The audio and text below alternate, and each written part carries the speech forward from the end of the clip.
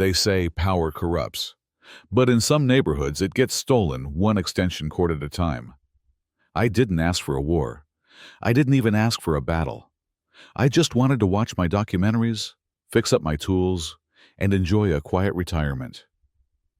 But when the lights started flickering and the freezer thawed, like a summer storm had passed, I knew something was off.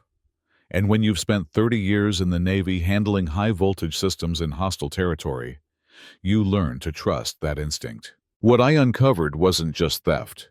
It was entitlement wrapped in a HOA badge and a clipboard. And what came next? Let's just say, if you're going to steal from a Navy electrician, you'd better be ready for the shock. They say you can tell when something's off by the way the air feels, like a current running just beneath your skin. For me, it started with a flicker. It was 11:42 p.m.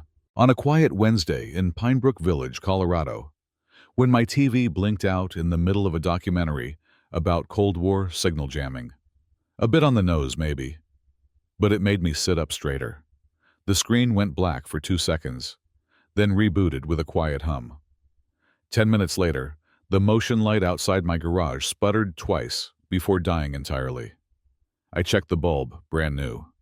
Then my freezer made a wheezing sound and clicked off. By morning, the beef brisket I'd been saving for a neighborhood barbecue had turned soft. Most folks might have called it a surge or a faulty breaker. But I'm not most folks. My name's Victor Hale. I'm a retired Navy electrician. Spent 24 years chasing ghosts in power grids overseas, tracking where energy went and why it shouldn't have. When a current gets stolen or rerouted, it whispers. And brother, I was hearing whispers, so I did what I know best. I investigated. First, I checked every inch of my home circuitry. My voltmeter read erratic draw. Nothing large enough to trip anything, but steady, like a leech. It wasn't coming from any of my outlets. The drain was going out, underground. I followed the readings. Behind my hydrangea bushes, just past the fence line, I found it. A narrow, freshly dug strip of dirt, unevenly packed and lazily camouflaged with mulch. The line snaked through the bushes, directly toward the backyard of my neighbor, Marilyn Cross. Now, Marilyn wasn't just any neighbor. She was the self-proclaimed Queen of Pinebrook, the HOA president for the past 7 years, and proud of it.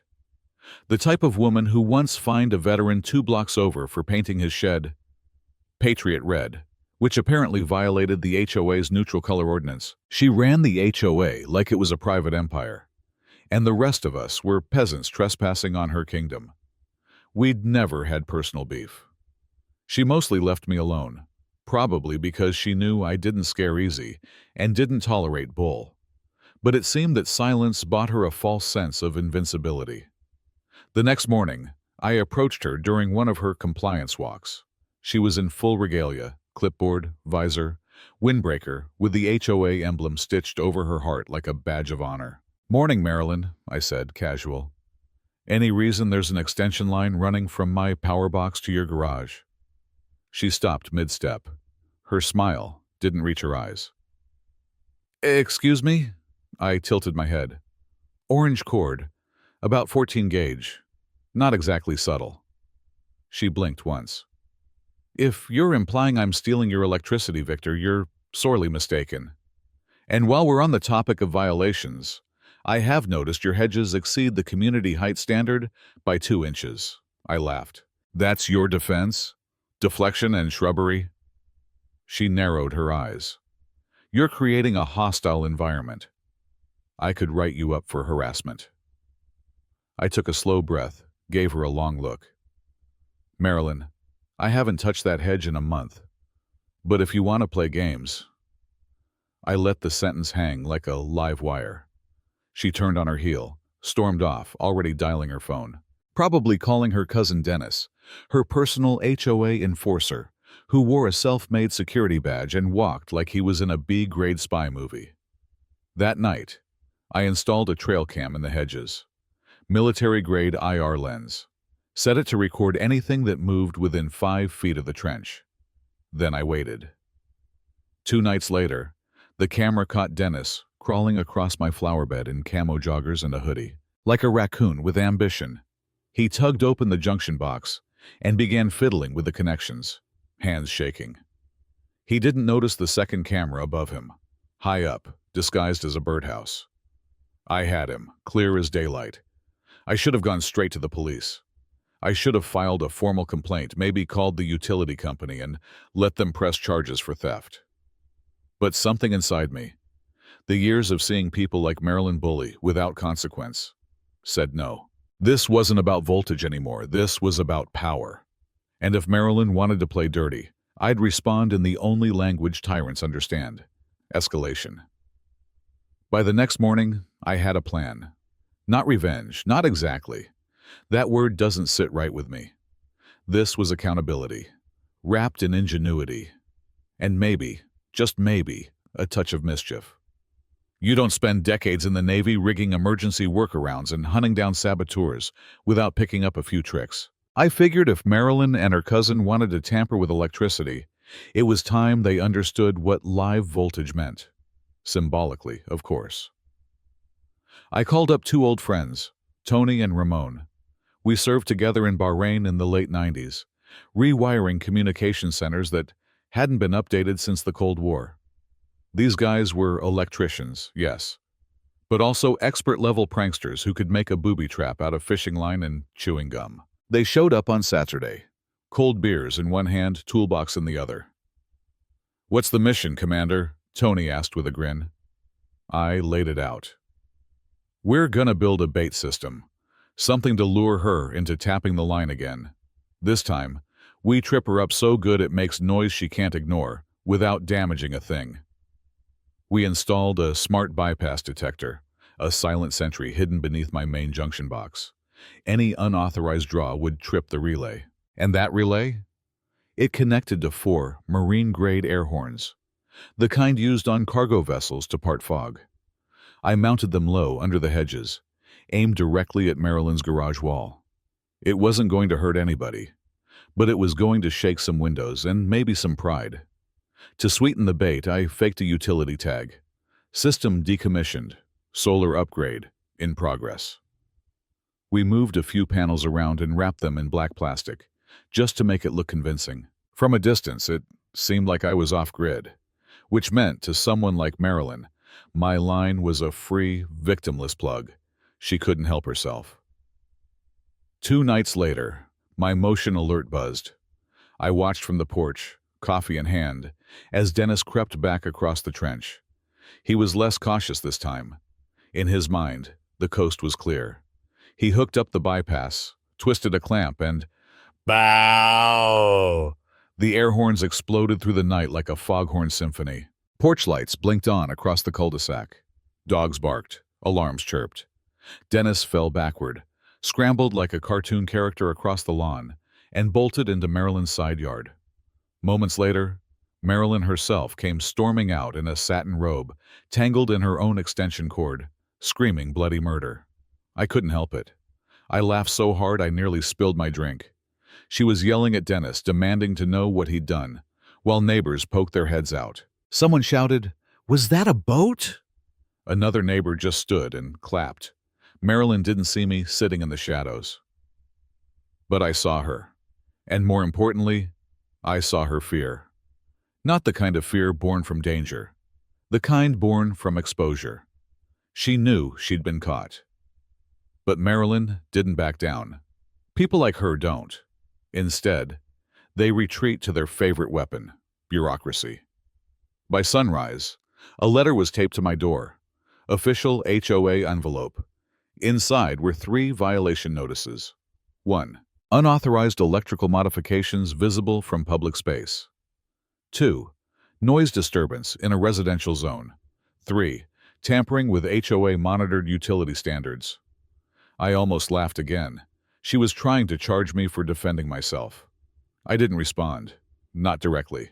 Instead, I went back to work. I started reviewing the HOA bylaws line by line. Every vague clause. Every legal gap she might be hiding behind.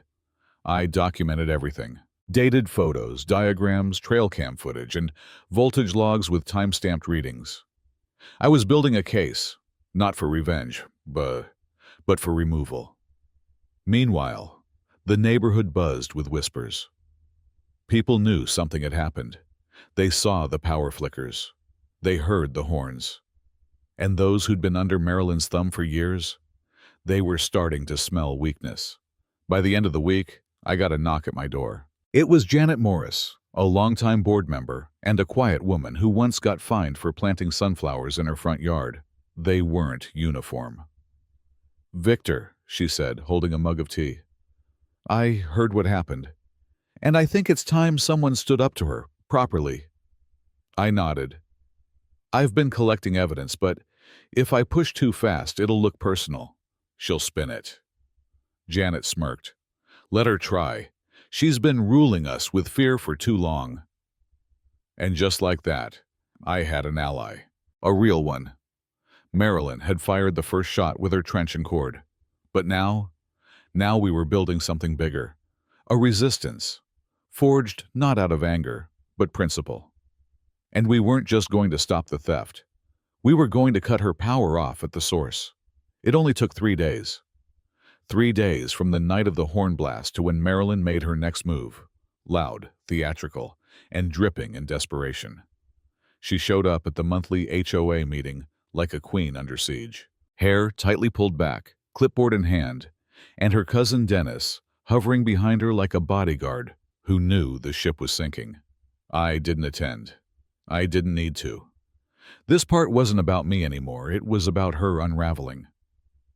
Word spread fast from the inside. According to Janet, who sat quietly in the third row with her notebook, Marilyn brought a stack of evidence.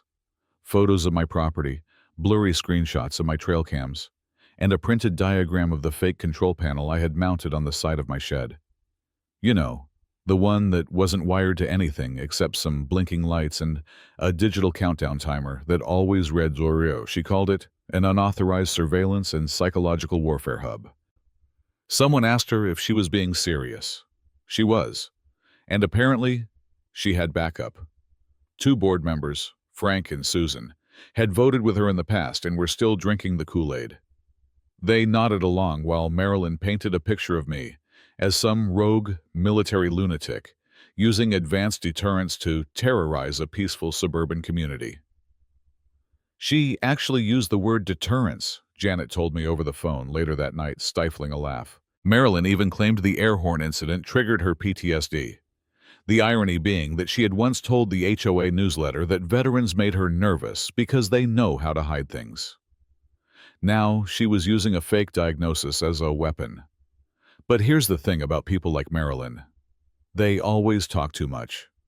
They're so used to no one pushing back that they overplay their hand. Janet took detailed notes. And more importantly, she recorded the meeting, something newly allowed by the HOA's transparency clause, which Marilyn herself had approved a year earlier, to document disruptive behavior. Funny how it came full circle. The next day, a printed notice showed up on the HOA portal. Pending investigation into electrical tampering and harassment. HOA board to review conduct and safety concerns regarding property at Lot 14. That was me. It was supposed to scare me, isolate me. But instead, it rallied people. Because within 24 hours, 3 neighbors, people I barely knew beyond a wave and a nod, stopped by my house. The first was Linda from 2 houses down. Her husband was on oxygen, and she was furious. She fined me $150 last year for hanging a wind chime. Said it violated sound decorum. But she's out there running industrial cords through bushes? Then came Omar, the guy with the perfect lawn and zero tolerance for nonsense. He'd been fined twice. Once for leaving his recycling bin out 30 minutes past the allowed window. "She thinks she owns us," he said. "But now you've got her rattled. I'm in. Whatever you need." Last was Brett. I'd only spoken to him once, but he had something big. He brought me a flash drive. On it, security cam footage from his garage, timestamped just 3 weeks earlier. It showed Dennis, same hoodie, same gloves, walking into his backyard under the guise of checking light fixtures, then crouching near his generator box and snapping photos. He said it was part of a compliance check, Brett said. Turns out, my breaker had been flipped off the next morning and I just figured it was a glitch. But now I'm wondering. We were building a case, not just against petty fines or Karen-esque micromanagement. This was abuse of power, organized theft, maybe even fraud. I sent everything. My own trail cam footage, the Airhorn trigger data, Brett's video, and voltage logs, to Janet, and one other board member, Daniel, a former accountant who always wore sweater vests and looked like he hadn't cracked a smile since the Bush administration. Janet called the next morning. "You've got to see this," she said, and emailed me a spreadsheet. It was a list of HOA expenses over the last 18 months. And right there, bold as brass. Security inspection fees, $1,250. Payee, Dennis Connor, independent contractor. Dated 2 days after the first illegal trench was dug. Another line item caught my eye. Infrastructure maintenance, $600. Emergency utility panel upgrade. That emergency panel was my fake control box. They had paid Dennis to install things on my property, using HOA funds, and hadn't told a soul. I stared at the numbers, jaw clenched. This was no longer just personal. This was community fraud, plain and simple. And so I took the final step. I printed everything. I organized every document, timestamped every video, annotated every dollar. I wrote a 3-page summary of events, added a letter of intent to involve both the local utility company and a municipal investigator, and handed the whole packet to Janet. "I don't want blood," I told her. "I want truth. And I want her out before she burns this place down." Janet's face hardened. "We'll call an emergency session, board only. This ends now." And just like that, the fuse was lit. Not by a wire, but by paper, facts, and a neighborhood that had finally decided it was done being quiet.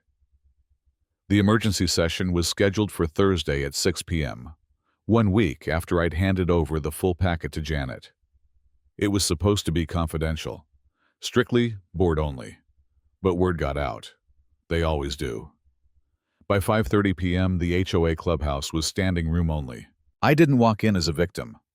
I walked in as a witness, calm, collected, dressed in the same navy blue polo I wore the day I retired from the Navy. A few neighbors nodded as I passed. Some patted my shoulder. Across the room, Marilyn sat alone. No clipboard, no smile. Just a tight, unreadable expression and a white binder clutched in her lap. Dennis wasn't with her. He hadn't been seen since the trail cam footage had surfaced. Janet stood behind the board's table, flanked by the other 4 members. Susan and Frank looked uncomfortable. Daniel had a manila folder in front of him labeled Findings. His hands rested on it like he was guarding a detonator. The meeting was called to order. Janet spoke first, calmly but firm. Tonight's session is to review alleged misconduct by the sitting HOA president regarding unauthorized power usage, misuse of community funds, and potential fraudulent contracting. We will proceed with testimonies, review of submitted evidence, and, if necessary, a vote on action to be taken. Marilyn immediately raised her hand. "Point of order," she said, trying to keep her voice even. "This session is outside standard protocol. You have no right to—" Daniel cut her off. Article 4, Section 2. Emergency sessions can be convened with 48-hour notice if there's credible evidence of financial misconduct. You signed that clause into our charter. For the first time, she faltered. Her mouth opened, then shut. She looked down at her binder. Janet nodded toward me. "Mr. Tucker, would you please summarize your submitted complaint?" I stepped forward, holding my own copy of the packet. No dramatics, just facts. I explained the power inconsistencies, the investigation, the discovery of the trench, the orange extension cord, the night of the air horn, which earned a chuckle from someone in the back, and how the footage showed Dennis trespassing and tapping into my line. Then I held up Brett's flash drive. "It wasn't just me," I said. "There's a pattern. Dennis accessed multiple homes under false pretenses. Marilyn signed off on payments to him with HOA funds. There's documentation showing she approved expenses tied to electrical modifications made without permits or homeowner consent." Daniel took over from there. He flipped through pages in the folder, reading off the amounts. $3,750 total to Dennis Connor over 6 months. No competitive bids, no invoices beyond vague inspection line items. Multiple payments withdrawn as cash. We also found a line item for community energy optimization study, billed under an unregistered LLC, traced back to a P.O. box under Marilyn's name. You could hear the tension rise in the room. Susan whispered something to Frank. Frank looked visibly pale. Marilyn finally spoke, voice trembling with controlled anger. "You all want to paint me as a villain because I demanded order. I tried to create a community that wasn't overrun by lawn clowns and inflatable pools. So yes, I took initiative. I streamlined costs. I cut through bureaucracy. That's leadership." "No," Janet said, with steel in her voice. "That's corruption." Then something none of us expected happened. Brett stood up. He wasn't on the agenda. He didn't ask permission, but he held up his phone and said, "My breaker's been tripped 3 times in the last 6 weeks, and I just found out that every one of those nights, Dennis's phone pinged near my house. You think that's coincidence?" Then Linda stood up too. She fined me for a flag that was half an inch too wide, threatened legal action over a wind chime, but somehow she had no problem burying power cords in people's yards. The room was turning. Even neighbors who'd stayed quiet before, the ones who just wanted to mow their lawn and be left alone, were now speaking up. Grievances long buried spilled out like floodwater.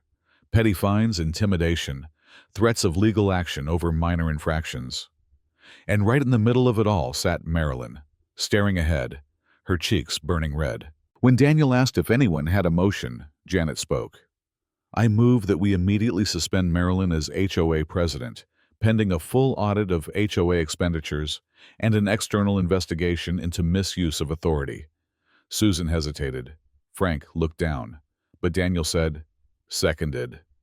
Then the vote. Janet, yes. Daniel, yes. Frank, yes. Susan. After a long pause, yes. Unanimous. Marilyn stood. Her binder dropped to the floor, spilling loose pages like feathers. "You're making a mistake," she said quietly. "I kept this place together. You'll see what happens without me." No one answered. As she walked out, someone in the back murmured, "Finally." I stayed after the meeting, helped Daniel stack chairs.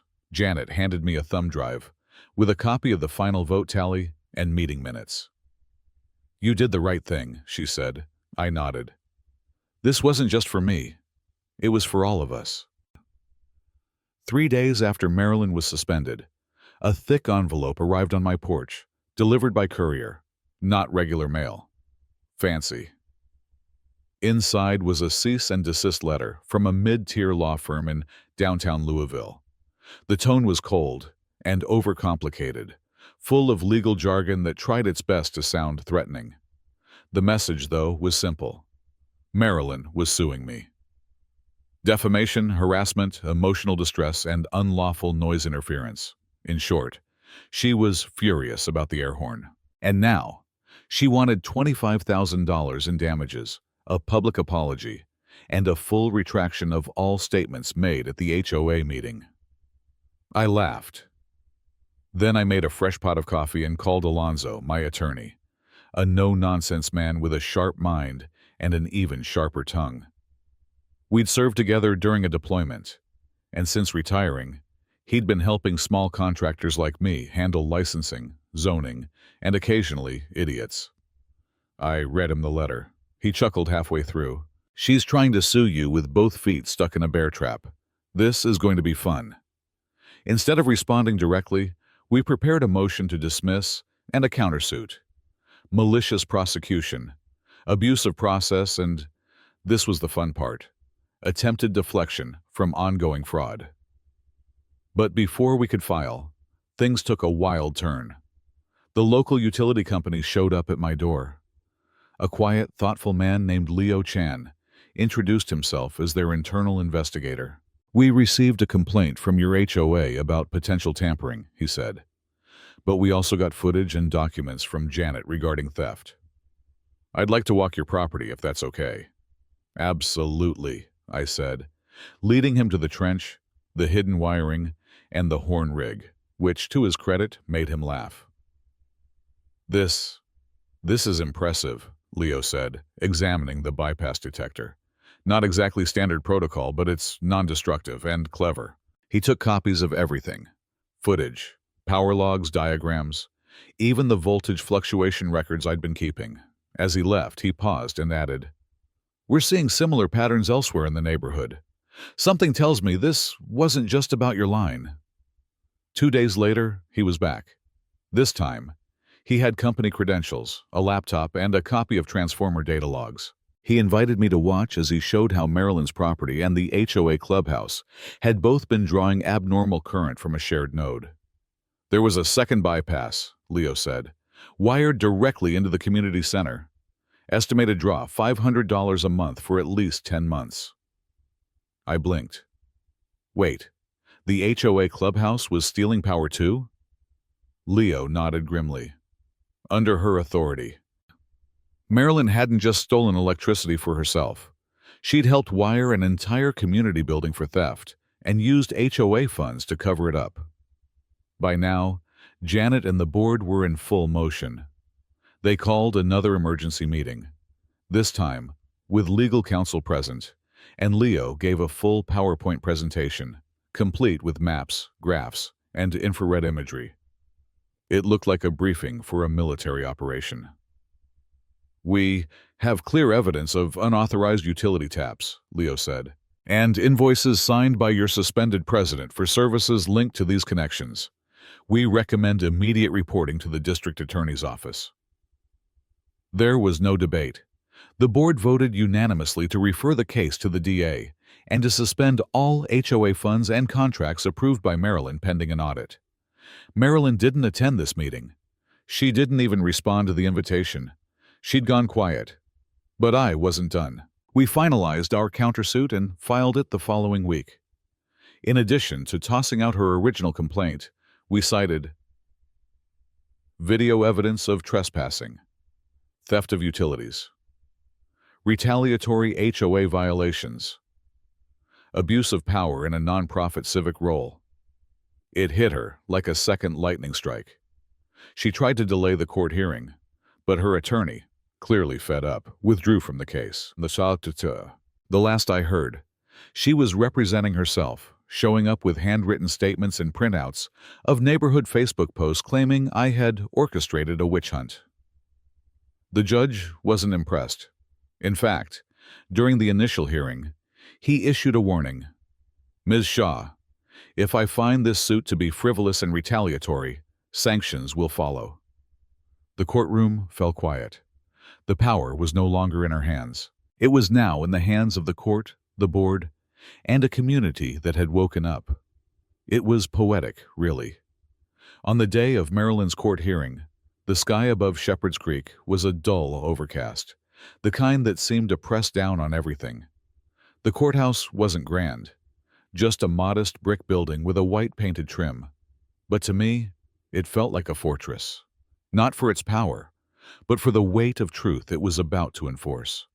Inside, the air was thick with anticipation. I sat beside Alonzo, my attorney, calm as ever in a crisp gray suit, flipping through a leather binder. Across the room sat Marilyn Shaw, the former president of the HOA, the once feared ruler of lawn codes and mailbox inspections, looking hollow. Her usual bravado was absent. No blazer, no clipboard, no sharp-toed heels. Just a beige suit that hung too loose and a notepad gripped too tightly. She was representing herself. Her lawyer had quit 2 weeks earlier after she refused to settle or withdraw. The judge, A stern woman in her early 60s with silver-framed glasses entered and looked over the file. Case number 13752B, Shaw versus Caldwell. Claim: defamation, harassment, and damages resulting from electrical ambush. She glanced up with raised brows. Interesting phrasing. Alonzo stood first, handed over a neat binder labeled Exhibits A through G. Inside were time-stamped footage of Marilyn's cousin tampering with my electrical lines, trail cam photos from multiple angles, the Airhorn blueprint and trigger diagram. Yes, seriously. Copies of HOA violation notices post-dated to the ambush. Screenshots of Marilyn's online rants targeting me directly. And most importantly, a report from Leo Chan, the utility company investigator, detailing the power theft, bypass schematics, and community clubhouse siphoning, all tied back to Marilyn's authorization as HOA president. The judge spent nearly 10 minutes flipping through the binder, occasionally arching a brow or making a note. When she finally looked up, she asked, "Ms. Shaw, do you have a response to these claims?"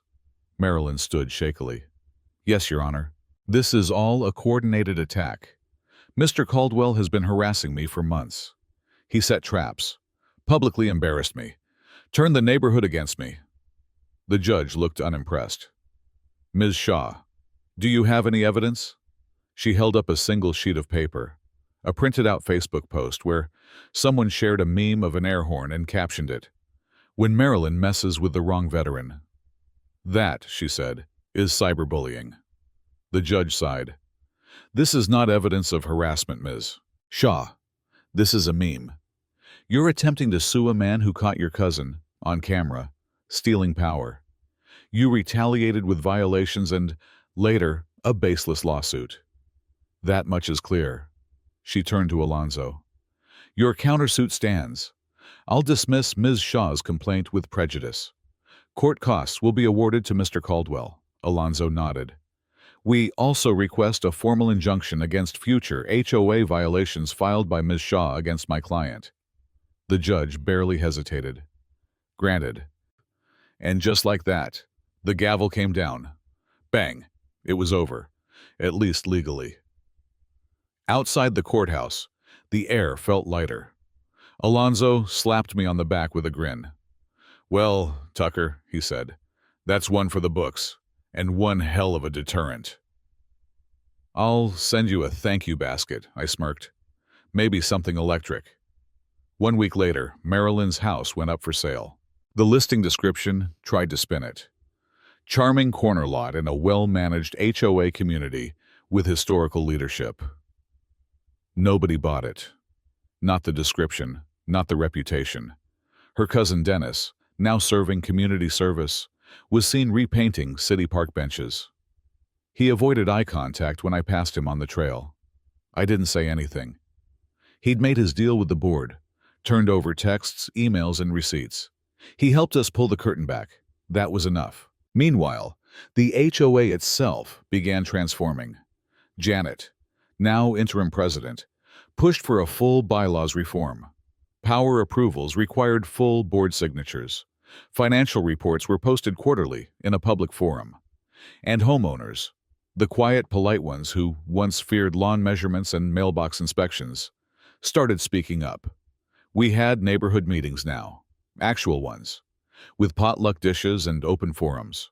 People brought kids, dogs, and folding chairs. Someone suggested turning the old clubhouse into a community workspace. Another recommended a fall carnival. For the first time since I moved in, people seemed proud to live here. And me? I declined the nomination to join the HOA board. One battle was enough.